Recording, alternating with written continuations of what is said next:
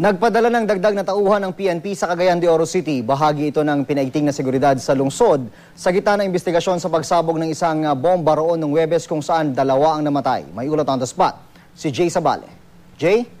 June, hindi bababa sa 100 pulis mula sa Regional Public Safety Battalion ang pinakalat dito sa Cagayan de Oro City mula kagabi para sa mas pinaigting na seguridad sa lungsod. Kapansin-pansin na ang mga dala ng mga ito ay mahahabang automatic rifles. Ayon kay City Director Senior Superintendent Gerardo Rosales, ang mga dumating kagabi ay mga karelyebo ng mga nauna nang na-deploy ng mga pulis sa buong syudad. Paglilinaw ni Rosales, walang kailangang ikaalarma ang mga tao sa Cagayan de Oro City. Tuloy lang daw ang pagpapatupad ng mga checkpoints dito, pati na rin ang mga pagpapatrolya sa mga loob na kalsada. Handa rin daw ang Philippine National Police sa syudad sa kahit anumang pwedeng mangyari. Sa ngayon daw ay wala pang rason upang humingi sila ng tulong sa AFP dahil under control naman daw ang sitwasyon.